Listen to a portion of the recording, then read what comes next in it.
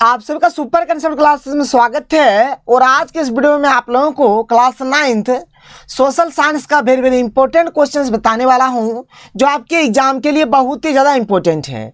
तो आप लोग वीडियो पर कंप्लीट बने रहें। और अगर आप लोग हमारे चैनल पर पहली बार आए हैं तो चैनल को सब्सक्राइब करने के साथ साथ बेल का आइकन को प्रेस कर लीजिए।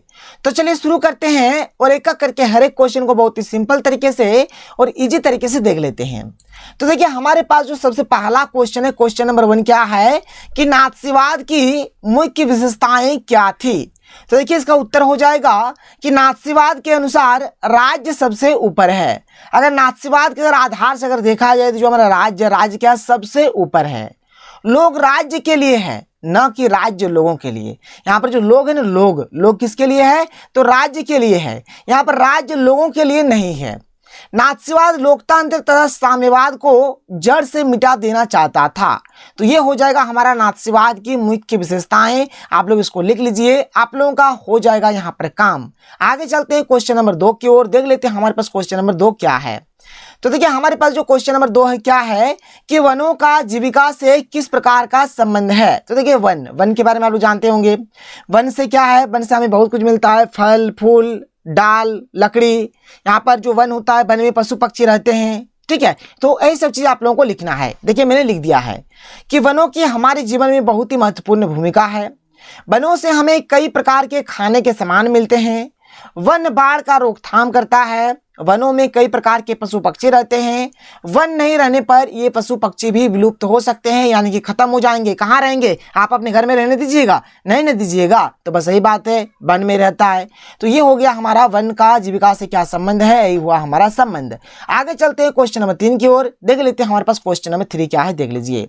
तो हमारे पास जो क्वेश्चन नंबर 3 है क्या है कि निर्धनता रेखा में समय और स्थान के साथ परिवर्तन होता है। उदाहरण के साथ कथन का समर्थन करें। तो देखिए निर्धनता रेखा जो होता है इसमें क्या होता है, समय और स्थान के साथ क्या होता है, परिवर्तन होता है। तो कैसे होता है देखिए, इसका उत्तर हो जाएगा कि जो लोग अपनी बुनियादी सुविधा जैसे रोटी कपड़ा मकान की जरूरत को भी नहीं पूरा कर पाते हैं, उसे निर्धनता रेखा से नीचे माना जाता है। मतलब देखिए बहुत सारे ऐसे लोग हैं जिनके पास खाने के लिए कुछ भी नहीं है, यानी ना उनके पास रोटी है, न पहनने के लिए कपड़ा है, न रहने के लिए मकान है। तो जो भी व्यक्ति है जो ये सब चीज का मतलब ये जो जरूरत है इसको पूरा नहीं कर पाते हैं, उसको निर्धनता रेखा से नीचे माना जाता है।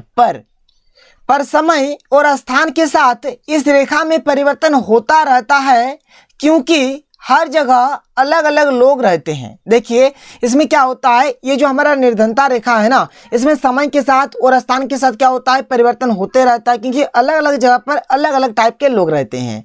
फिर आगे चलते हैं, अगला क्वेश्चन देख लेते हैं, क्वेश्चन नंबर 4। तो देखिए हमारे पास यहाँ पर क्वेश्चन नंबर 4 क्या है, आप लोग देख सकते हैं।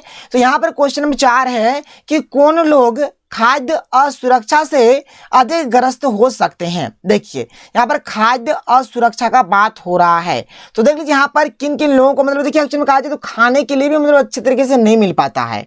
तो इसे कौन कौन से लोग यहाँ पर लोग देख सकते हैं, मतलब किनको किनको मतलब यहाँ पर खाद्य असुरक्षा से मतलब कौन कौन लोग हैं जो खाद्य असुरक्षा से अधिक ग्रस्त हैं।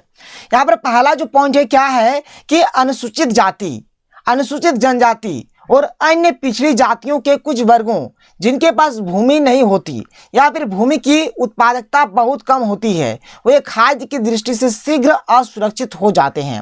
देखिए अनुसूचित जाति बोला जाए या फिर अनुसूचित जनजाति बोला जाए, जैसे कि SC ST जो होता है, यानी कि आदिवासी वगैरह जो होता है, ठीक है, या फिर जो पिछड़ी जातियां हैं इनके पास क्या होता है, मतलब बहुत ही कम भूमि बहुत ही कम जमीन होता है, जिससे क्या होता है जमीन नहीं रहेगा तो फसल कैसे उगेगा, नहीं उगेगा तो नहीं उगता है। फिर यहाँ पर मान के चलिए अगर भूमि है भी ना तो बहुत ही कम है, जिससे बहुत ही कम फसल वहां पर होता है। इससे क्या हो रहा है, मतलब ये लोग क्या है, मतलब बहुत ही जल्द क्या होता है, खाद्य असुरक्षा का शिकार बन जाते हैं। तो ये सब जो लोग हैं खाद्य असुरक्षा से क्या है, अधिक ग्रस्त है। ये तो रहा हमारा पहला पॉइंट। आगे चलिए, मान के चलिए आप भी यहाँ पर हो सकते हैं, अगर आपके पास भी कम जमीन है या फिर जमीन है भी तो बहुत ही कम मात्रा में है, तो आप भी यहाँ पर खाद्य असुरक्षा से ग्रस्त हो सकते हैं। फिर आगे चलिए यहाँ पर दूसरा पॉइंट हमारे पास क्या है, हम लोग दूसरा पॉइंट भी देख लेते हैं।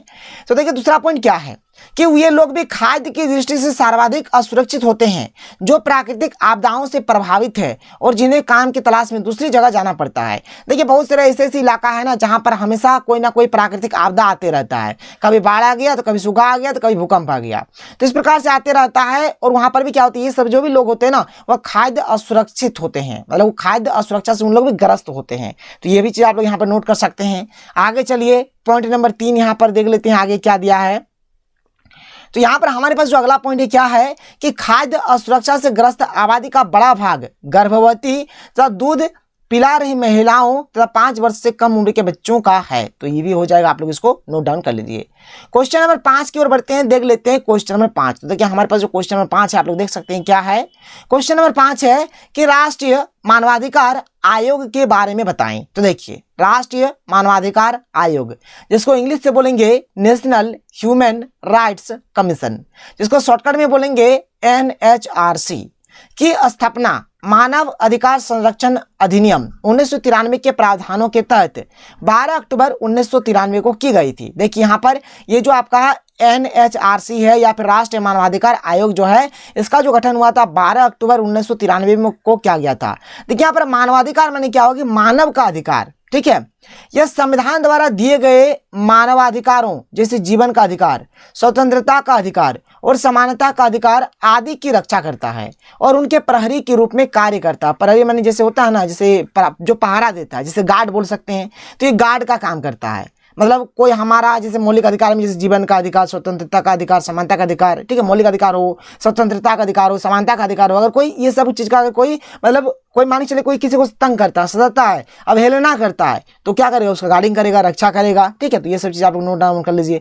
मानवाधिकार माने होता है मानव का अधिकार का यहाँ पर रक्षा करेगा, ठीक है। राष्ट्रीय मानवाधिकार आयोग का काम क्या है कि मानव का जो अधिकार है उसका रक्षा करना। तो ये हो गया क्वेश्चन नंबर 5 का सही और प्यारा सा उत्तर। आगे बढ़ते हैं क्वेश्चन नंबर 6 की ओर चलते हैं, देख लेते हैं क्वेश्चन नंबर 6। तो देखिए हमारे पास जो क्वेश्चन नंबर 6 है आप लोग यहाँ देख सकते हैं क्या है कि भारत में स्वतंत्र एवं निष्पक्ष चुनाव की क्या क्या चुनौतियां हैं। देखिए भारत में स्वतंत्र एवं निष्पक्ष चुनाव नहीं हो पा रहा है, या फिर अगर हो भी जा रहा है तो क्या क्या यहाँ पर चुनौतियां हैं, क्या क्या मतलब यहाँ पर प्रॉब्लम्स का सामना करना पड़ रहा है। देखिए पहला बात अभी के टाइम में क्या हो रहा है कि जिसकी लाठी उसकी भैंस, अगर एक्चुअल में बोला जाए तो जिसका पैसा उसी का पार्टी। देखिए ज़्यादा दूर जाने की जरूरत नहीं है। देखिए गाँव वगैरह में जो मुखिया का चुनाव हो रहा है ना, तो मुखिया का चुनाव में भी इतना पैसा बंट रहा है, इतना पैसा बंट रहा है कि पूछिए मत। हर मतलब देखिए जो मुखिया जितने के लायक भी नहीं है वो क्या करता है, उनके पास पैसा है तो पूरा पैसा बांट दिया, फिर बाद में क्या होता है, वही मुखिया जीत जाता है। तो पहला बात यहाँ पर क्या हो रहा है, पैसा खिला खिला कर यहाँ पर मतलब जो भी पद है या फिर चुनाव में जीता जा रहा है। ये हुआ पहला चुनौती जो कि नहीं होना चाहिए। दूसरा क्या होगा, मान के चलिए कि हम थोड़ा दबंगी आदमी है, मेरे पास कुछ है मैंने ठोकने उगने का, समझ सकते हैं। जो दबंग होता है उसके पास बहुत ज़्यादा होता है ना। मान के चलिए हमको एक अपराधी वाला व्यक्ति है, तो देखिए हो सके कोई टिकट अगर नहीं देगा तो डर से भी टिकट दे देगा, क्योंकि मेरे पास है ना, उड़ा देंगे, ढिसके मार देंगे सीधे। तो ये बड़ी चीज़ हो जाएगा, तो ये सब चीज़ नहीं होना चाहिए। ये बात हो गया। तीसरा चीज़ देखिए क्या हो रहा है, देखिए अगर हम नेता में हैं तो अभी नेता लोग क्या कर रहा है कि उसका बेटा को, बेटी को, ठीक है, या फिर उसका कोई रिश्तेदार कोई मतलब नेता का पद दे रहा है, जो कि नाइंसाफी है। तो इससे भी ये चीज़ हो रहा है। इसी प्रकार से मैंने यहाँ पर बहुत सारा लिख दिया है, आप लोग लिखते चलिए, समझते चलिए। यहाँ पर मैं आपको समझाता चलता हूँ, देख लीजिए। यहाँ पर मैंने लिखा कि स्वतंत्र और निष्पक्ष चुनाव की निम्नलिखित चुनौतियाँ हैं। क्या क्या चुनौती है, एक एक करके डिस्कस करते हैं। नंबर 1 पॉइंट क्या है कि अनेक दबंग उम्मीदवार अपने धन और शक्ति का दुरुपयोग करते हैं, इससे निष्पक्ष चुनाव बुरी तरह प्रभावित होता है। यह हो गया एक पॉइंट। दूसरा पॉइंट है कि कुछ चुनाव क्षेत्रों में आपराधिक पृष्ठभूमि के उम्मीदवार लोगों को भय दिखाकर चुनाव जीतने का प्रयास करते हैं, इससे भी निष्पक्ष चुनाव प्रभावित होता है। जाहिर सी बात है, अगर कोई अपराधी वाला व्यक्ति है तो उससे सब कोई डरेगा और ये भी मतलब चुनाव में भाग ले रहा है। शक्तिशाली प्रत्याशी चुनाव जीतने के लिए बूथ पर कब्जा करने का प्रयास करते हैं। अब ये भी हो रहा है। देखिए अगर हम थोड़ा मतलब दमदार हैं, अगर हम स्ट्रांग है ना, तो हम सीधे बूथ पे कब्जा कर लेंगे। अब आओ बेटा कौन आता है मुझे हराने के लिए। तो ये बात हो गया। धन संपत्ति के अभाव के कारण छोटे दल चुनाव जीत नहीं पाते हैं। जो देखिए जो छोटा छोटा दल होता है उनके पास तो धन संपत्ति कहाँ से रहेगा, इसलिए चुनाव जीत नहीं पाता है। जाति और धर्म के नाम पर जनता को भड़काया जाता है। जाहिर सी बात है, सही बात है। जाति के नाम पर, धर्म के नाम पर वोट के टाइम जनता को भड़काया जाता है।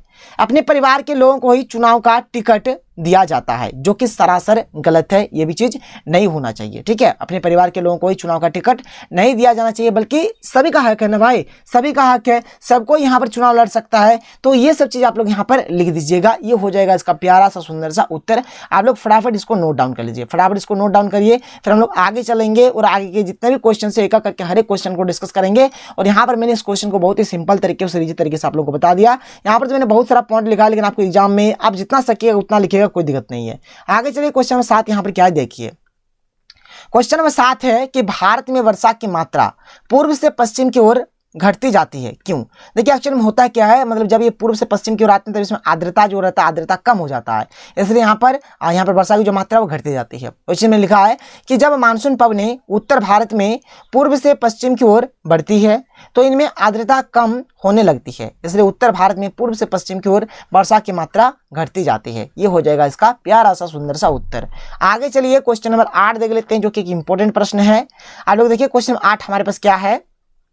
नाज़ी लोग यहूदियों से घृणा करते थे, ठीक है, नफरत करते थे। क्यों करते थे देखिए, तो नाज़ी लोगों द्वारा यहूदियों से घृणा करने की निम्न वजह थी। पहला कारण देखिए, नाज़ी विचारधारा के अनुसार जर्मनी की सभी समस्याओं का मूल कारण यहूदी ही है।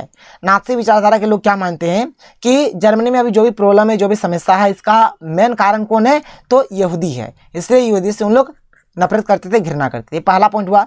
दूसरा पॉइंट है कि यहूदी लोग जर्मन समाज से बिल्कुल अलग बस्तियों में रहते थे, जिन्हें घेटो कहा जाता था, इसलिए भी उन लोगों से नफरत करते थे।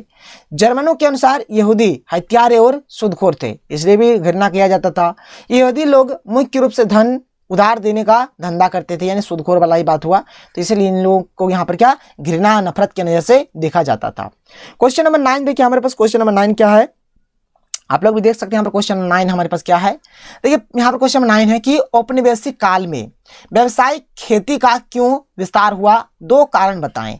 अब देखिए औपनिवेशिक काल माने होता है जिस टाइम हमारे देश पर अंग्रेज शासन करते थे, वो जो काल हुआ, वो जो टाइम पीरियड हुआ, वो जो समय हुआ, उसी को क्या बोलेंगे, औपनिवेशिक काल बोलेंगे। मैंने लिखा है कि उस काल को जब अंग्रेज ने यहाँ अपना शासन किया, उसे औपनिवेशिक काल कहते हैं। मतलब जिस टाइम अंग्रेज हमारे देश में शासन कर रहे थे, उस काल को क्या बोलेंगे, औपनिवेशिक काल बोलेंगे। और ये जो औपनिवेशिक काल है, इस टाइम व्यावसायिक खेती का विस्तार हुआ बहुत ज़्यादा। तो क्यों हुआ है, आपको 2 कारण देना है। देखिए पहला पॉइंट यहाँ पर मैंने लिखा है, आप लोग समझ सकते हैं, पढ़ सकते हैं, देख सकते हैं, सब कुछ समझ सकते हैं, कोई दिक्कत कोई प्रॉब्लम नहीं होगा।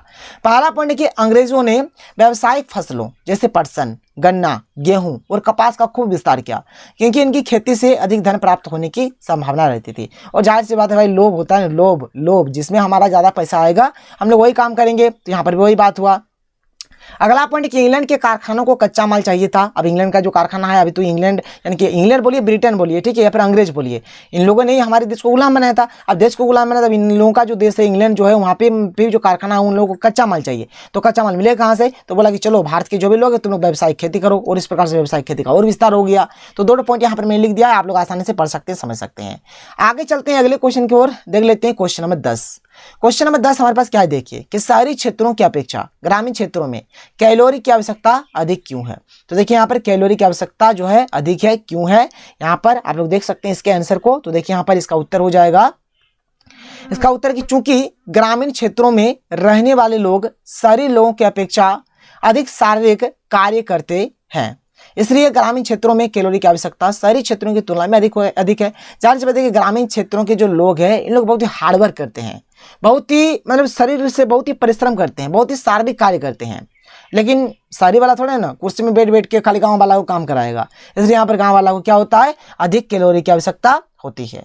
क्वेश्चन नंबर 11 क्या है, आप लोग देख सकते हैं। तो क्वेश्चन नंबर 11 देखिए यहाँ पर क्या है, किसी आपदा के दौरान खाद्य सुरक्षा कैसे प्रभावित होती है। तो देखिए कैसे प्रभावित होती है, तो किसी आपदा के दौरान खाद्य सुरक्षा निम्नलिखित प्रकार से प्रभावित होती है। पहला पॉइंट है कि प्राकृतिक आपदा जैसे सूखा और बाढ़ के कारण खाद्यान्न के कुल उत्पादन में गिरावट आती है। तो कैसे होता है, मान के चलिए कहीं पर भी बाढ़ आ गया या फिर सूखा पड़ गया, तो वहां पर खाने का जो सामान है उसमें गिरावट आ जाएगा, उसमें ज्यादा उत्पादन नहीं होगा। खाद्य की कमी के कारण मूल्य बढ़ जाते हैं, कुछ लोग ऊंचे मूल्यों पर खाद्य पदार्थ नहीं खरीद पाते हैं।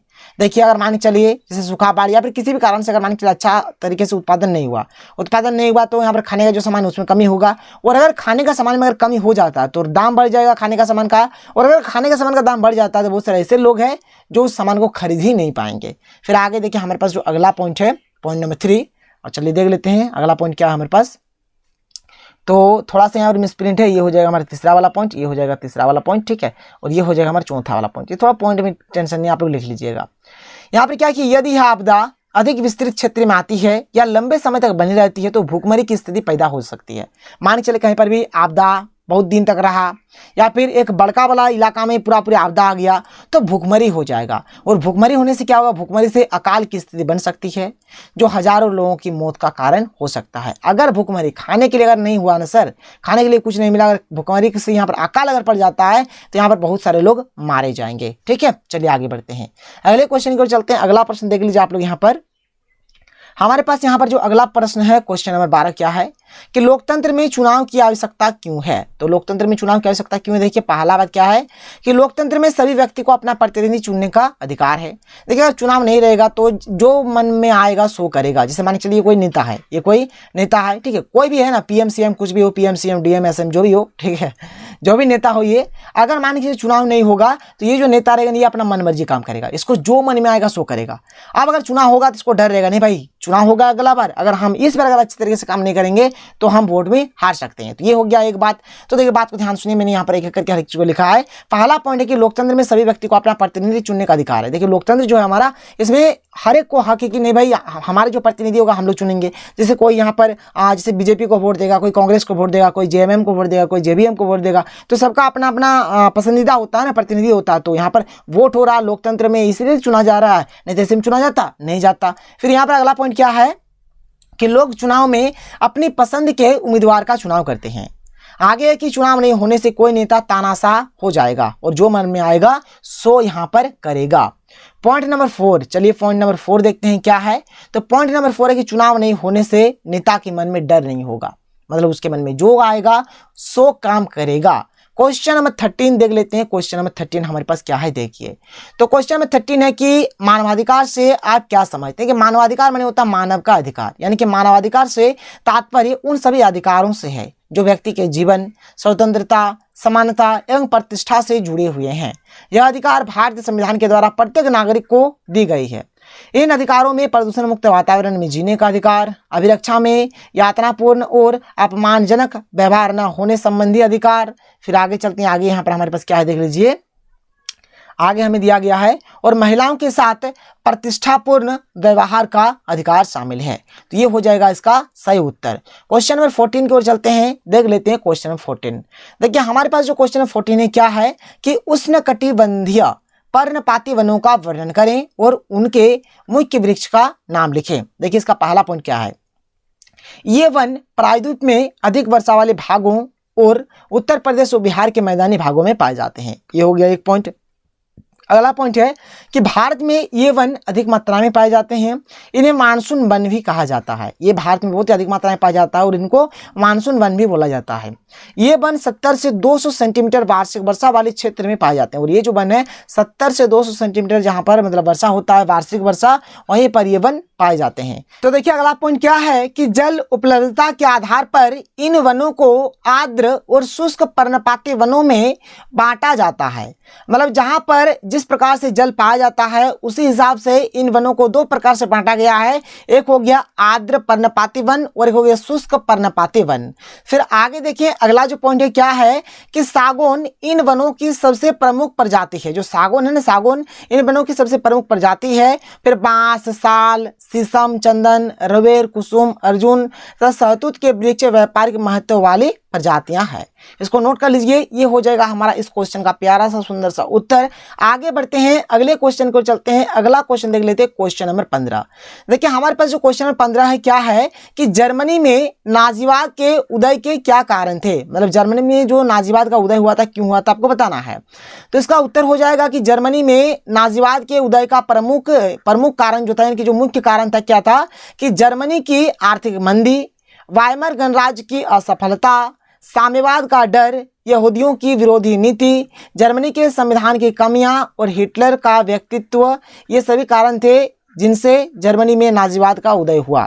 बहुत सारे कारण है, मैंने आप लोगों को लिखा दिया, परीक्षा में जितना सकेगा आप लोग लिख दीजिएगा। ये हो जाएगा क्वेश्चन नंबर 15 का उत्तर। आगे बढ़ते हैं क्वेश्चन नंबर 16 की ओर। देख लेते हैं हमारे पास क्वेश्चन नंबर 16 क्या है।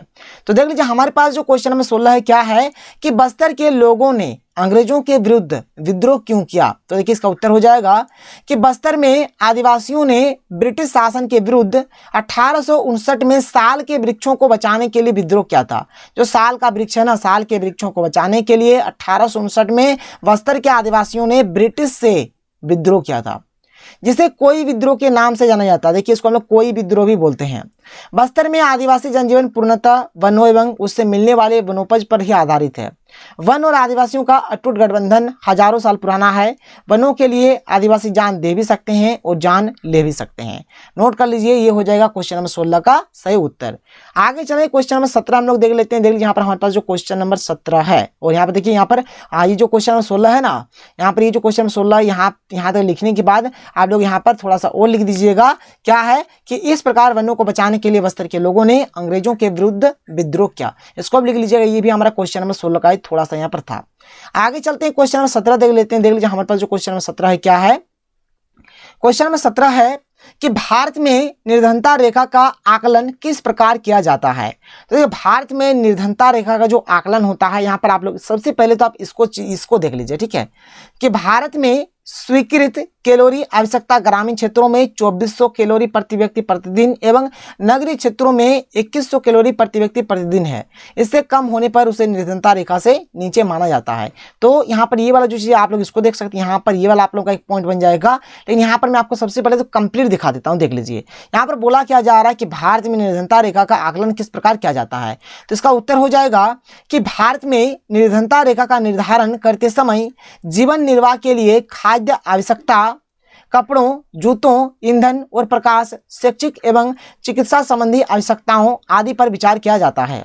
निर्धनता रेखा का आकलन करते समय खाद्य आवश्यकता के लिए वर्तमान सूत्र वांछित कैलोरी आवश्यकताओं पर भी आधारित है, जो कि यहाँ पर अभी मैंने आप लोगों को बता दिया। क्या मैंने आप लोगों को बताया कि यहाँ पर ग्रामीण क्षेत्र के लिए जो यहाँ पर प्रति व्यक्ति जो प्रतिदिन कैलोरी है कितना है, 2400 है, और शहरी क्षेत्रों में कितना है, तो 2100 कैलोरी प्रति व्यक्ति प्रतिदिन है। अगर इससे कम हो जाता है इसको हम लोग निर्धनता रेखा से नीचे मानेंगे। ये हो जाएगा इसका उत्तर, आप लोग इसको नोट करिए। आगे चलते हैं अगले क्वेश्चन की और अगला प्रश्न देख लेते हैं। अगला प्रश्न देख लीजिए, क्वेश्चन 18 क्या है। क्वेश्चन नंबर 18 है कि भारतीय खाद्य निगम, जिसको हम लोग FCI बोलते हैं, अगर FCI का अगर पूरा नाम देखा जाए तो फूड कॉरपोरेशन ऑफ इंडिया।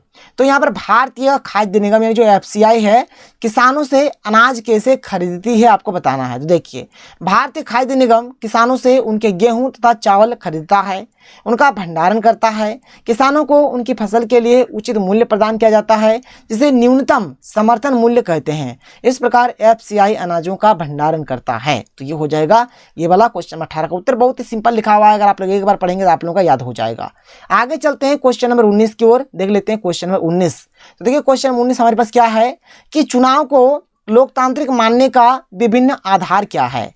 तो चुनाव के बिना लोकतंत्र की परिकल्पना भी नहीं की जा सकती है। देखिए लोकतंत्र माने क्या होता है, यहाँ पर जो हम लोग शासन चुनेंगे, मतलब यहाँ पर जो शासक, एक्चुअली जो शासक को हम लोग चुनेंगे वो जनता द्वारा चुना जाता है। मान के चलिए हमें किसी को भी लीडर बनाना है, नेता बनाना है, तो कौन चुनता है उसको? मनुष्य चुनेगा, आदमी चुनेगा, जनता चुनेगा। तो वही बात हुआ। अब जनता किसे चुनेगा? तो चुनाव के माध्यम से चुनेगा। मान के चले गांव में मुखिया का वोट हुआ, तो मुखिया को जो चुना गया किस आधार से चुना गया? तो पहला बात तो चुनाव के आधार से मतलब चुना गया, और कौन चुना? तो जनता चुना। तो वही चीज है कि चुनाव के बिना लोकतंत्र की परिकल्पना भी नहीं की जा सकती है। एक तरह से लोकतंत्र और चुनाव को एक दूसरे का पूरक माना जा सकता है। चुनाव में अपने मतदान की शक्ति का प्रयोग करके एक नागरिक कई बड़े परिवर्तन ला सकता है, और इसी के कारण लोकतंत्र में प्रत्येक व्यक्ति को, फिर आगे देखिए यहाँ पर क्या है कि प्रत्येक व्यक्ति को उन्नति का समान अवसर प्राप्त होता है। लोकतंत्र में चुनाव का बहुत ज्यादा महत्व है, इसको नोट कर लीजिए। क्वेश्चन नंबर 20 क्या है, देखिए कि संवैधानिक उपचार का अधिकार से आप क्या समझते हैं। देखिए संवैधानिक उपचार का अधिकार क्या है।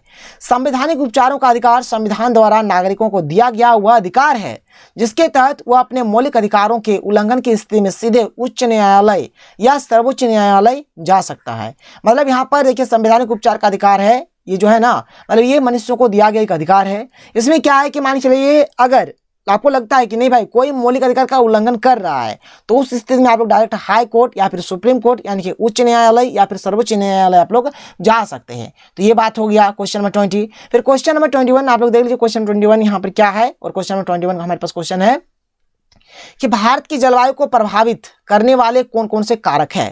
तो इसका उत्तर हो जाएगा कि भारत की जलवायु को प्रभावित करने वाले कारक अक्षांश, ऊंचाई एवं वायुदाब, पवन, समुद्र से दूरी, क्या है, पश्चिमी विक्षोभ तथा महासागरीय धाराएं हैं। नोट कर लीजिए, अगर एक दो अगर आप लोग यहाँ पर भूल भी जाएंगे तो कोई दिक्कत नहीं लगना, जितना सही है उतना लिख दीजिएगा।